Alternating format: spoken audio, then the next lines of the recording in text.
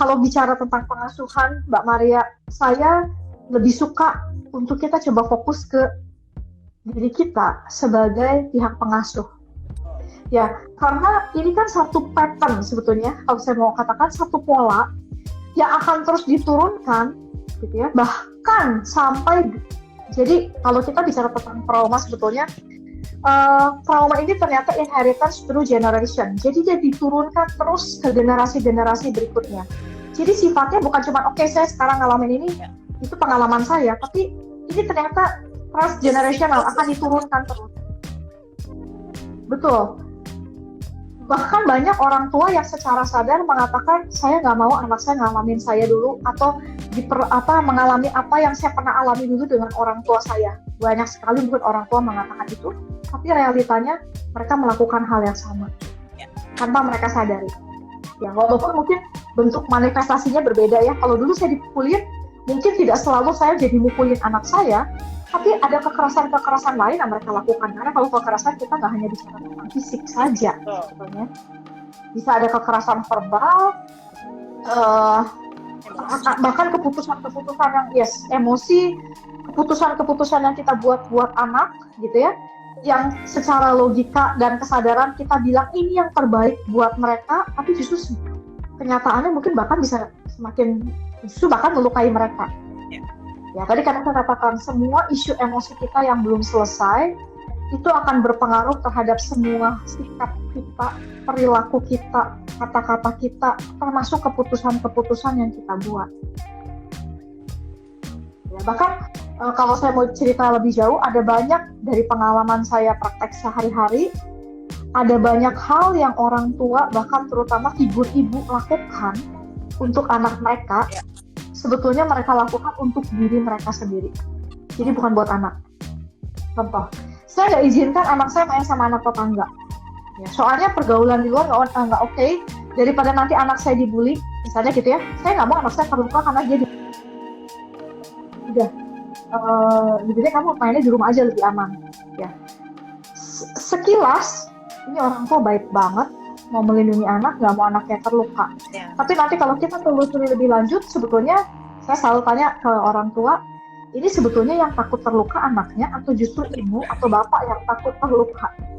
Kita yang takut terluka ketika melihat anak kita terluka, tapi kemudian kita jadi mulai membuat keputusan dan kebijakan dengan mengatasnamakan atau menggunakan mereka yang sebetulnya tujuannya adalah untuk diri saya.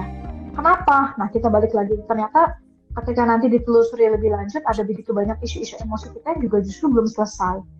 Sehingga anak bermain di luar rumah itu jadi trigger besar buat kita. Anak saya kontak dengan lingkungan sosialnya itu jadi trigger besar buat saya. Nah, kira-kira itu. Ya, jadi karena nggak selesai, efeknya jadi kemana-mana ya Mbak, bahkan membatasi ruang gerak anak juga gitu. Yes, betul. Saya pernah punya pasien. Jadi gini, anaknya itu kalau dibawain bekal, anaknya udah mulai mau besar sih, SD kelas 5 atau kelas 6 gitu ya. Dia selalu bawain bekal anaknya, terus setiap kali pulang, itu bekalnya masih utuh. Kenapa nggak dimakan? Soalnya tadi temanku ajak jajan, terus kadang-kadang mama temennya suka, mau jajan kayak dibeli sekalian, jadi kan kenyang, jadi bekalnya tuh nggak makan. Ya, Mbak Maria tahu, ibu ini bisa marah besar, dia bisa lempar bekal anaknya itu sampai ke muka anaknya, terus makanannya itu sampai terserak di lantai, dan setelah itu dia paksa anaknya untuk kamu makan dari lantai. Kebayangnya maksud saya? Iya. Kamu makan, itu dipaksa, sedemikian rupa itu anaknya bisa sampai muntah-muntah. Sorry to say, saya jelaskan ini supaya lebih paham. Dan ibu ini bisa cekokin anaknya untuk makan muntahnya, sorry to say. Makan, kamu pokoknya harus makan, kamu nggak menghargai dan seterusnya, dia bisa marah besar. Hanya kita bisa bilang, wah ini ibu keterlaluan banget ya, cuma masalah sepele aja kok sampai kayak begitu dan seterusnya. Yes, buat kita sepele, tapi it happens. Kenapa? Ternyata setelah ditelusuri gitu ya, saya jadi berproses dengan ibu ini, kita masuk dalam sesi terapi dan sebagainya. Itu ada begitu banyak luka emosi dari masa lalu, bahwa ternyata ibu ini punya rejection trauma dari sejak kecil. Jadi dari kecil itu kira-kira ayah ibunya tuh sibuk kerja gitu ya. Jadi dia selalu diasuh oleh pengasuh. Jadi punya sepanjang hari boleh dibilang 24 jam itu dia dengan pengasuh. mamanya tuh sibuk kerja nggak pernah ngurus dia, kira-kira gitu. Jadi bagi raport kalau anak-anak lain itu ditemenin diantar sama papa mamahnya, kalau dia yang datang adalah pengasuhnya diantar sama supir. Jadi selalu kan suka temennya tanya, mama kamu mana, papa kamu mana, nggak ada. Di titik itu dia mulai ngerasa kok saya ini ya. Nah, jadi dia tuh kayak ngerasa kok saya kayak nggak penting ya. Jadi kalau dia bilang mama nggak datang, aku kan mau ngambil raport dan sebagainya. Mama sibuk untuk teman mbak aja, kan cuma ngambil raport doang, kamu kan baik-baik aja kan nggak ada apa-apa. Gitu. Selalu begitu. Nah, sampai suatu ketika waktu usianya udah agak besar, tiba-tiba pengasuhnya ini pulang. Pokoknya pengasuhnya pulang dan dia nggak tahu. Pokoknya dia sadar pengasuhnya tuh tahu udah nggak ada aja. Jadi nggak ngomong sama dia, dan padahal dia bertahun-tahun dengan pengasuh ini. Dan itu jadi trauma baru buat dia. Udah satu, dia merasa terabaikan oleh orang tuanya. Tiba-tiba orang terdekat dia yang udah kayak ibunya, mungkin pengasuhnya tiba-tiba pergi begitu saja pulang. Terus gak ngomong sama dia, gak pamit, itu lukanya luar biasa buat dia. Ada rejection trauma, dia merasa ditinggalkan, merasa saya gak penting, mama saya gak berpikir saya penting, bahkan pengasuh saya juga menganggap saya gak penting, jadi dia bisa pulang seenaknya tanpa berpikir bahwa dia merasa diabaikan. Nah, itu lukanya.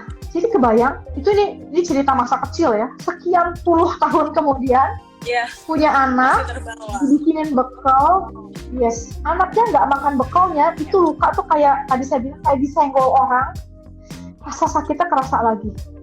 Oh, saya bikinin makan, kamu nggak hargai, nggak dianggap penting, kamu lebih pilih makanan yang dibeli sama mamanya temenmu. Saya merasa terabaikan, itu rasanya jadi trigger besar dan reaksinya semua muncul. Ya setelah kejadian itu ibu ini nangis, menyesal, minta maaf sama anaknya. Tapi it happens selalu looping. Besok kalau ada kejadian yang sama, dia akan lakukan hal yang sama lagi. Menyesal, minta maaf, tapi akan dilakukan lagi. Nah, kira-kira itu. Yang tadi saya katakan, masih ada luka yang kita belum pulih. Jadi tadi kalau ditanya gimana caranya, gampang. Beresin dulu lukamu. Baru kamu bisa mengasuh anak dengan, sebetulnya nggak ada istilah tepat atau nggak tepat ya, karena nggak ada pengasuhan yang ideal sebetulnya. Tapi at least kita nggak mendasarkan pengasuhan kita, keputusan-keputusan kita, atau bahkan sikap-sikap dan perilaku, atau bahkan kata-kata kita itu karena berdasarkan kita terluka dan kita meluapkannya tuh kepada anak kita gitu.